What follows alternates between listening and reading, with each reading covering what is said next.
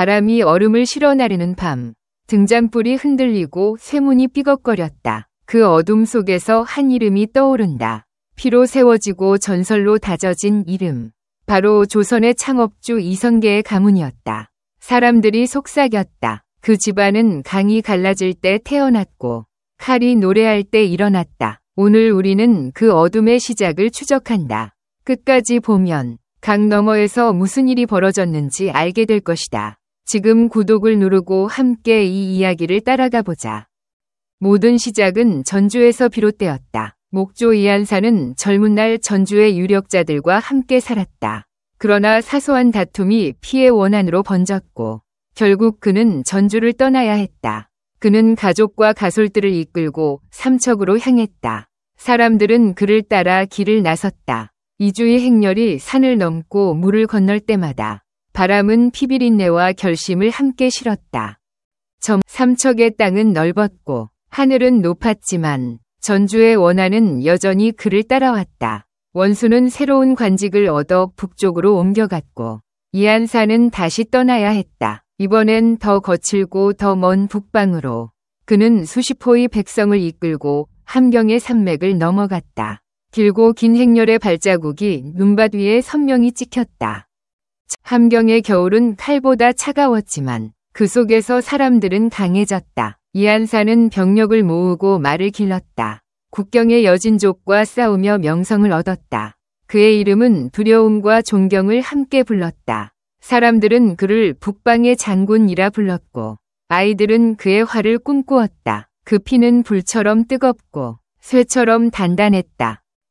어느 날 원나라의 사절단이 찾아왔다. 달콤한 말과 미소 속에 숨어있는 것은 굴복의 명령이었다. 여러 차례의 회유 끝에 이한사는 결국 투항을 결정했다. 그러나 그것은 패배가 아니었다. 더 먼 미래를 위한 기다림이었다. 그는 사람들을 이끌고 두만강 인근으로 옮겼다. 그곳의 강물은 밤마다 북처럼 울렸다.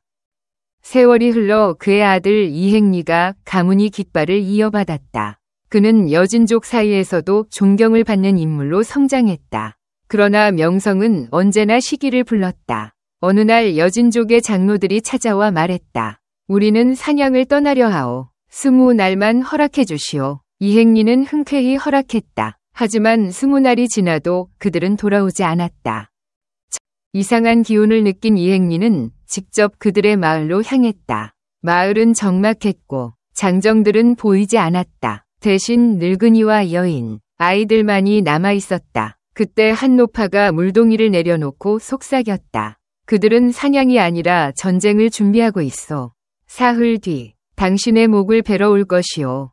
그 말은 칼처럼 그의 가슴을 베었다.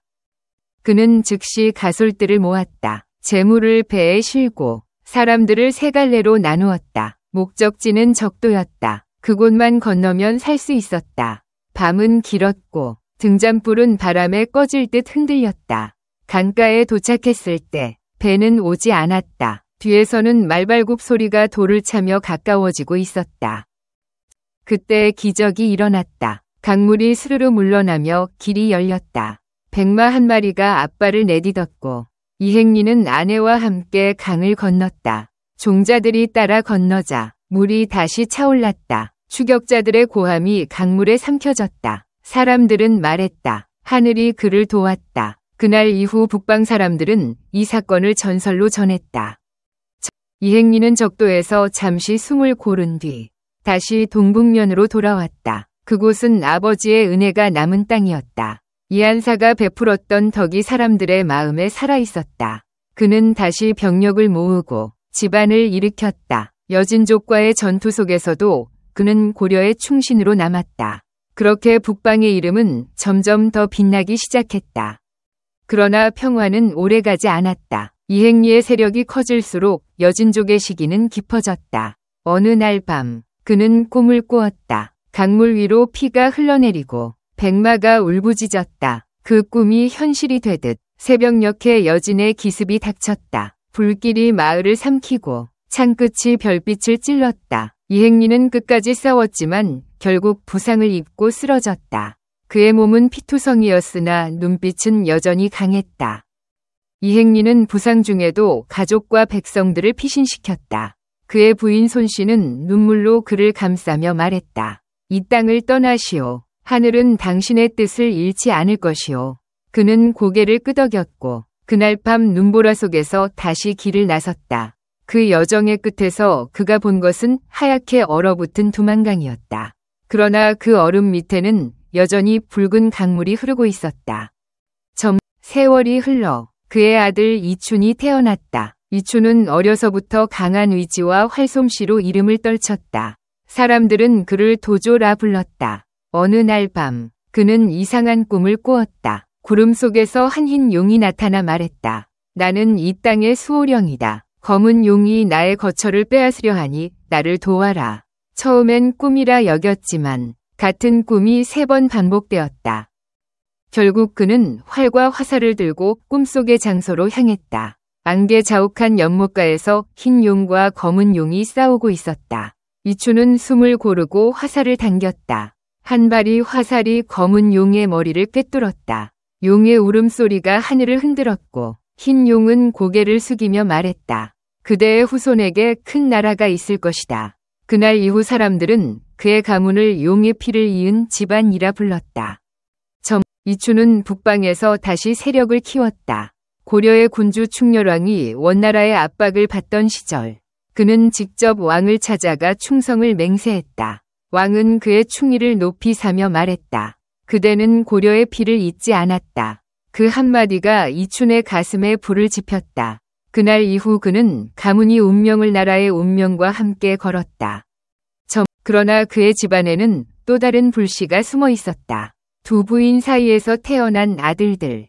첫째 아들은 온화했지만 둘째 아들은 야망이 있었다. 어머니가 다르면 운명도 다르다는 말처럼 두 형제의 사이에는 차가운 균열이 생겼다. 결국 권력의 자리를 둘러싼 다툼이 시작되었다. 칼날은 피를 가르고 피는 새로운 전쟁을 낳았다.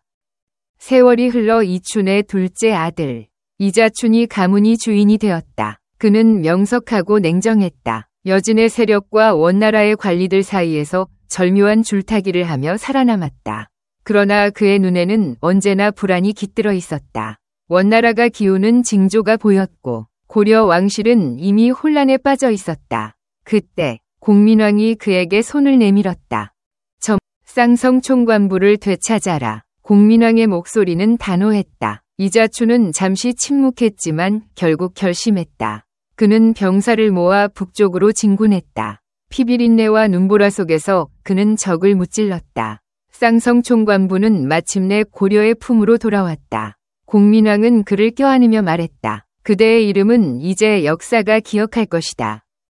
전쟁이 끝난 후 이자춘은 강변에서 한 스님을 만났다. 이름은 나홍선사였다. 그는 풍수지리의 밝은 인물이었다. 나홍은 땅을 바라보며 중얼거렸다. 여기 왕이 날 자리가 있구나. 하인이 그 말을 전하자 이자춘은 급히 달려갔다. 그러나 나홍은 더 이상 그 자리를 알려주지 않았다.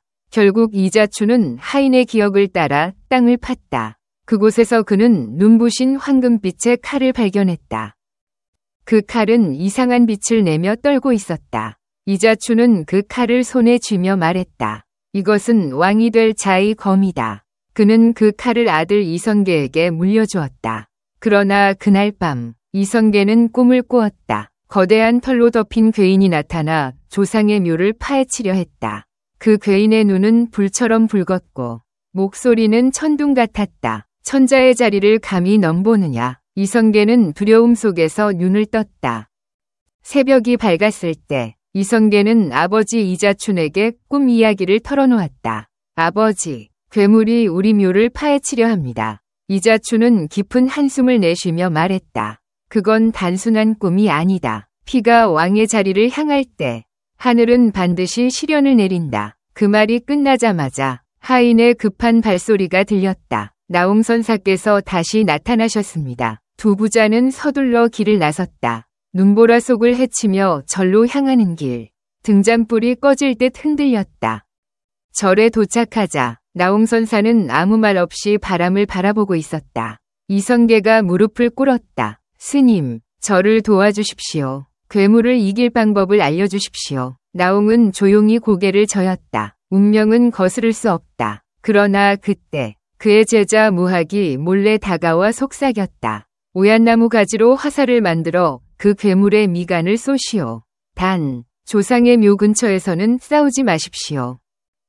이성계는 무학의 조언대로 화살을 만들었다.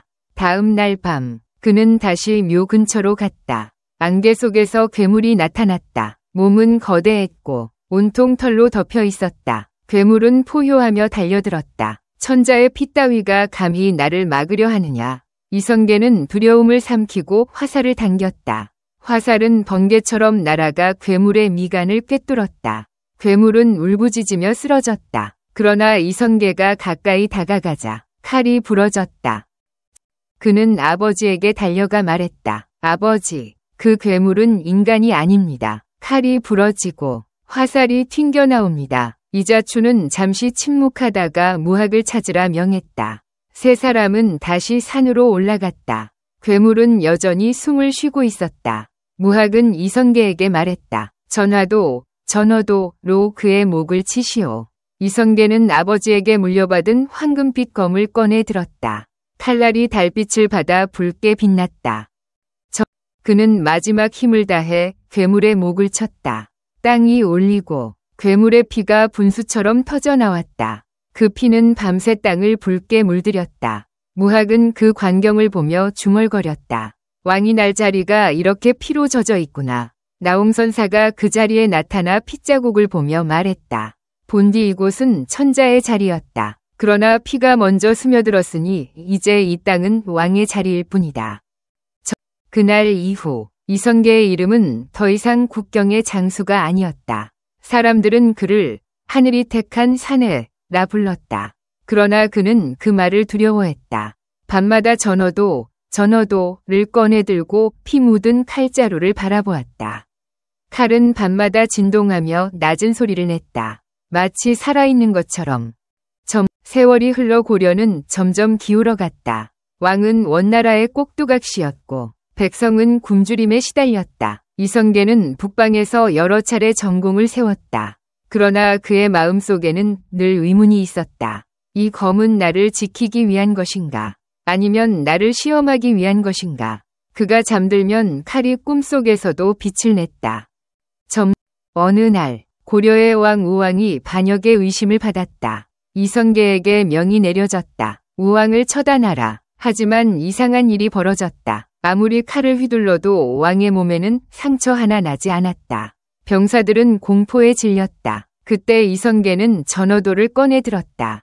칼날이 번쩍이며 푸른 불길을 뿜었다. 단 한 번이 배임으로 우왕은 쓰러졌다. 전설은 그렇게 다시 태어났다. 그러나 그 검의 힘은 단순하지 않았다. 얼마 후 이성계의 부하들이 하나둘 피를 토하며 죽어나갔다. 그들은 모두 전어도에 손을 댄 자들이었다. 이성계는 두려움에 쌓여 무학을 찾아갔다. 스님, 이 검은 저주받은 것입니까? 무학은 조용히 고개를 끄덕였다. 그 검은 용의 기운을 베어 얻은 것이다. 악을 막기 위해선 악과 맞서야 한다. 무학은 이성계에게 한 가지 방법을 알려주었다. 고려 왕실의 검, 사인참사검과 함께 꽂으십시오. 호랑이의 기운이 용의 저주를 누를 것입니다. 이성계는 명을 따랐다. 두 검이 마주선 순간 쇳소리가 하늘을 찢었다. 밤새 검들은 서로 싸우듯 울부짖었다. 사흘 뒤 전어도는 산산이 부서졌고 사인참사검에는 금빛 금이 남았다. 그날 이후 조선의 왕들은 늘 호랑이 검을 곁에 두었다.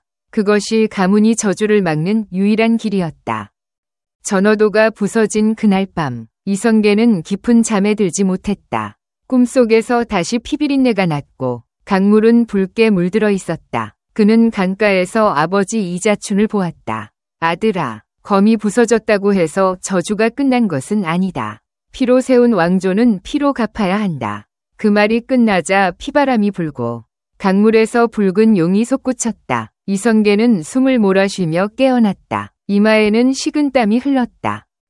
그날 이후 그는 더욱 조심스러워졌다. 권력을 좇는 대신 백성의 마음을 살피려 했다. 하지만 세상은 그에게 더 많은 무게를 얹었다. 고려의 마지막 왕 공양왕이 무력하게 흔들리던 그때 신하들은 이성계에게 무릎을 꿇었다. 이제 나라를 바로 세워주십시오. 그는 잠시 침묵하다가 하늘을 올려다보았다. 바람은 거세게 불었고 등 뒤의 그림자는 길게 늘어져 있었다. 조선의 기틀은 그렇게 피와 눈물 속에서 세워졌다. 하지만 왕의 길은 결코 평탄하지 않았다. 어린 아들 방석을 세자로 삼은 순간 피의 순환은 다시 돌기 시작했다. 이성계는 몰랐다. 아버지와 아들이 반복하는 비극의 문이 또 열리고 있다는 것을. 무학은 그를 보며 조용히 말했다. 전하, 운명은 언제나 피를 요구합니다. 이성계는 고개를 떨구며 대답했다. 그렇다면 이번에는 내 피로 끝내리라. 그러나 운명은 그렇게 간단히 끝나지 않았다. 궁궐 안의 그림자는 점점 짙어졌다. 신하들 사이에는 균열이 생기고 왕자들은 서로의 눈을 피했다. 그때 이방원이 조용히 아버지를 바라보았다. 아버지, 왕좌는 하나뿐입니다. 그 말은 조용했지만 칼보다 차가웠다. 왕자의 난은 그렇게 시작되었다. 밤하늘은 핏빛으로 물들고 궁궐의 문은 불길처럼 타올랐다. 형제가 형을 죽이고 신하가 신하를 베었다. 피비린내 속에서도 이성계는 아무 말도 하지 않았다. 그의 눈은 이미 먼 곳을 보고 있었다. 마치 모든 것을 예견하고 있었다는 듯이. 이방원이 승리했을 때 궁궐은 고요했다. 그러나 그 고요 속에서 사람들은 들었다. 왕좌 아래 어딘가에서 쇳소리가 울렸다. 마치 부서진 전어도가 다시 깨어나는 듯한 소리였다. 무학은 눈을 감으며 중얼거렸다. 이 집안의 피는 여전히 잠들지 않았구나. 그 후 세월이 흘러도 조선의 왕실은 피의 굴레에서 벗어나지 못했다. 형제가 다투고 아버지가 아들을 의심했다. 사람들은 말했다. 이성계의 검은 부서졌지만 그 저주는 살아있다. 왕궁의 어둠은 깊었고 역사는 같은 장면을 반복했다. 그러나 역사는 잔혹함만으로 남지 않았다. 피의 길 위에서도 인간은 사랑을 남겼다. 이성계는 만년의 강가에 홀로 앉아 전쟁의 꿈을 꾸지 않았다. 그는 어린 시절 강을 건너던 백마를 기억했다. 그 백마의 눈빛 속에는 두려움보다 생명이 있었다. 그는 속삭였다. 이제는 싸움이 아니라 지켜야 할 때다. 바람이 불고 나뭇잎이 흩날렸다. 하늘은 여전히 높았고 강물은 흐르고 있었다. 하지만 그 물속에는 여전히 붉은 그림자가 어른거렸다. 역사는 흘러도 저주는 사라지지 않았다. 다만 형태를 바꾸어 후손들에게 다가갔다. 때로는 야망으로, 때로는 두려움으로. 그리고 사람들은 지금도 말한다. 그날 강이 갈라지고 백마가 건넜을 때 하늘은 이미 결정했다. 이성계의 가문은 피로 세워지고 피로 유지될 것이다. 그 전설은 그렇게 조선의 심장 속에 새겨졌다. 그리고 오늘도 그 강은 흐르고 있다. 마치 역사가 다시 시작되길 기다리는 듯이. 시간이 흐르고 왕좌는 다른 세대의 손에 넘어갔지만 궁궐의 벽은 여전히 피의 냄새를 품고 있었다. 밤마다 정각의 그림자 속에서 쇠부딪히는 소리가 들렸다고 한다. 사람들은 그것이 부서진 전어도의 울음이라 믿었다. 왕이 한숨을 쉬면 검이 울고 검이 울면 나라가 흔들린다. 그렇게 속삭이는 신하들도 있었다. 이성계의 손자들은 번번이 그 울음에 시달렸다. 어린 나이에 왕이 된 자는 악몽에 시달렸고 강한 왕은 의심으로 가족을 잃었다. 왕좌는 마치 저주받은 의자처럼 무겁고 차가웠다. 그러나 그 무게를 감당해야만 나라가 유지되었다. 그 피로 세운 왕조는 한 세대의 희생 위에 서 있었다. 무학대사의 제자들이 세상을 떠난 뒤에도 그의 예언은 궁중에서 전해졌다. 호랑이의 검이 부러지면 나라가 흔들릴 것이다. 세월이 흘러 검의 금이 점점 벌어질수록 조정에는 불길한 일이 늘어났다. 역병, 흉년, 반란, 모든 것이 마치 예언의 이행처럼 이어졌다. 그러나 아이러니하게도 그 불길한 징조들이 왕조를 더 강하게 만들었다. 사람들은 하늘이 자신들을 시험한다고 믿었고 신하들은 충성으로 공포를 덮었다. 역사는 그렇게 두려움 위에 세워졌다. 피로 맺어진 집안의 사슬은 한 번도 끊어진 적이 없었다. 노년의 이성계는 자주 꿈속에서 자신이 베었던 괴물을 보았다. 괴물은 웃으며 말했다. 네가 나를 베었다고 생각하느냐? 너의 자손들이 곧 나를 다시 부를 것이다. 그는 식은땀을 흘리며 깨어났다. 창문 밖에는 붉은 새벽이 비쳤다. 그의 눈은 그 빛을 오래 바라보다가 천천히 감겼다.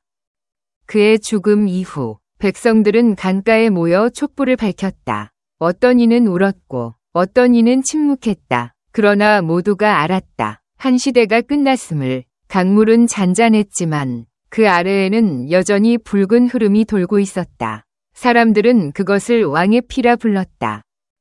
세월이 지나 조선의 이름은 멀리 퍼졌다. 성곽이 세워지고 학문이 번성했지만 왕실의 그림자는 사라지지 않았다. 가문은 번성했으나 그 안의 사람들은 여전히 피의 기억을 품고 있었다. 왕좌에 오르는 자마다 그 밤의 강을 건너야 했다. 그 강은 현실의 물이 아니라 마음속의 강이었다. 시간이 더 흘러 역사는 책으로 남았다. 그러나 글자는 차갑고 종이는 얇았다. 진짜 이야기는 사람들의 입에서 전설로 남았다. 하늘이 그를 택했고 땅이 그를 거두었다. 그렇게 전해진 말은 세대를 넘어 지금까지 이어졌다. 지금도 함경도의 산 아래에는 붉은 돌이 남아있다고 한다. 해가 지면 돌이 은은히 빛난다. 마을 사람들은 그것을 이성계의 검이 부서진 조각이라 부른다. 그 빛을 보면 병이 낫는다고 믿는 자도 있고 불행이 찾아온다고 두려워하는 자도 있다. 하지만 모두가 알고 있다. 그 빛이 꺼지지 않는 한 조선의 혼은 여전히 살아있다는 것을. 바람이 분다. 강이 흐른다. 역사는 다시 쓰인다. 그러나 피로 태어난 왕조의 이야기는 끝나지 않았다. 백마가 건넜던 그 강 위에는 여전히 안개의 손이 스쳐 지나가고 어딘가에서는 부서진 검이 울고 있다. 그리고 누군가는 여전히 묻는다. 하늘이 택한 자란 과연 축복받은 자일까? 아니면 저주받은 자일까? 세월이 100년을 돌아도 그 질문은 사라지지 않았다. 왕의 자리에 앉은 자마다 하늘을 바라보며 속삭였다. 나는 선택받은 자인가? 아니면 희생된 자인가? 왕의 관은 금빛으로 빛났지만 그 안의 머리에는 무겁게 눌린 죄책이 있었다. 하늘의 뜻이라 불린 모든 것은 결국 사람의 피 위에 쓰여진 글씨였다. 어느 날 궁궐의 노비가 밤마다 들리는 이상한 소리를 왕에게 전했다. 전하, 북쪽 정원에서 쇠 부딪히는 소리가 들립니다. 왕은 웃으며 말했다. 그건 바람일 뿐이요. 그러나 다음 날 새벽 정원 한가운데에는 피로 얼룩진 돌이 놓여 있었다. 그리고 그 위에는 부러진 칼조각 하나가 햇빛을 반사하고 있었다. 그 이후로 조정에서는 왕의 검에 대한 이야기가 다시 떠올랐다.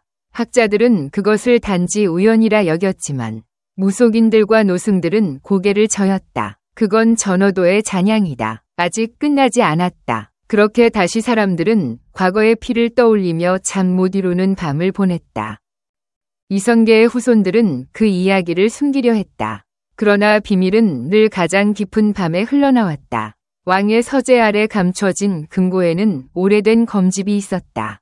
그 속은 비어 있었지만 가까이 다가서면 아직도 쇳내와 피비린내가 났다. 역사는 그렇게 살아있었다.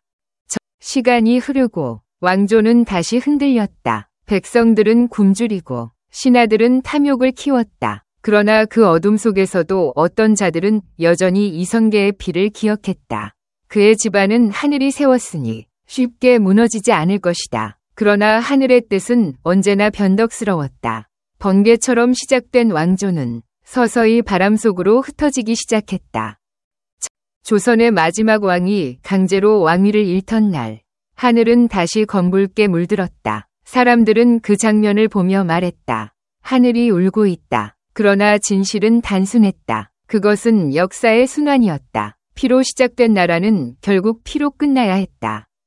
시간이 흘러 왕조는 사라졌지만 전설은 남았다. 함경의 산맥 어딘가에는 아직도 백마가 달리는 소리가 들린다고 한다. 안개 속에서 강물이 갈라지고 붉은 별빛이 반짝일 때 사람들은 말한다. 왕의 혼이 지나간다. 그 목소리는 바람처럼 낮고 길었다. 학자들은 그것을 미신이라 비웃었지만 밤이 되면 그들조차 촛불을 켜고 잠을 설쳤다. 역사는 잊은 자의 귀에만 속삭이는 법이다. 한번 피를 본 나라는 결코 고요히 잠들지 않는다. 그것이 조선의 운명이었다. 오늘날에도 그 전설은 이어진다. 어느 고서에는 이렇게 적혀 있다. 왕의 피는 식지 않는다. 피가 식는 날, 하늘의 빛도 꺼질 것이다. 강을 건넜던 백마의 이야기는 이제 설화가 되었고, 검의 울음은 바람이 되었다. 그러나 사람들은 여전히 묻는다. 그 피가 아직도 흐르고 있을까? 바람이 한 번 더 스쳤다. 누군가의 등불이 꺼졌다. 그 순간 저 먼 북녘 하늘에서 번개가 갈라지고 붉은 빛이 번쩍였다. 그리고 오래된 속삭임이 들렸다. 왕의 피는 아직 잠들지 않았다. 강은 여전히 흐르고 이야기는 끝나지 않았다. 그것이 이성계 가문이 저주이자 조선의 운명이었다. 새벽의 안개 속에서 함경의 바람은 아직도 조용히 울고 있었다. 사람들은 그 바람을 들으며 말했다. 왕의 피는 땅속에서 숨쉬고 있다. 어린아이들이 그 말을 듣고 자랐다. 그래서 강가의 마을에서는 밤이 되면 아무도 강을 건너지 않았다. 물결이 잠시 멈출 때 누군가의 그림자가 강 위를 걸었다고 믿었기 때문이다. 세월이 천천히 흘러도 피의 전설은 변하지 않았다. 강물 위에는 가끔 붉은 안개가 피어올랐고 그날에는 반드시 누군가가 죽었다. 학자들은 그저 안개의 반사 현상이라 했지만 노인들은 고개를 저었다. 그건 피의 숨결이다. 왕이 흘린 피는 아직 식지 않았다. 그 후손들 중 일부는 전설을 두려워했고 일부는 그것을 자랑으로 여겼다. 그러나 모두가 알고 있었다. 그 피가 영광과 재앙을 함께 불러온다는 것을. 그래서 그들은 가문이 문을 닫고 검의 흔적을 감추었다. 하지만 역사는 잊히지 않았다. 언젠가 누군가가 그 금단의 땅을 파헤치면 검은 다시 눈을 뜰 것이다. 어떤 기록에는 100년 전 강 근처의 농부가 우연히 칼 조각을 발견했다고 적혀 있다. 그 조각은 녹슬지 않았고 손에 쥐면 미세한 떨림이 느껴졌다고 한다. 그는 그날 밤 꿈을 꾸었다. 검은 용이 나타나 말했다. 나는 아직 잠들지 않았다. 다음 날 농부는 사라졌고 칼 조각도 함께 사라졌다. 그 이야기는 다시 사람들 사이에 퍼졌다. 왕의 검이 다시 깨어난다. 그렇게 속삭이던 마을은 며칠 뒤 이상한 폭풍에 휩싸였다. 번개는 하늘을 가르고 강은 거꾸로 흐르기 시작했다. 사람들은 모두 강가를 떠났다. 오직 한 노인만 남아 기도를 올렸다. 하늘이시여, 이제 그 피를 거두소서.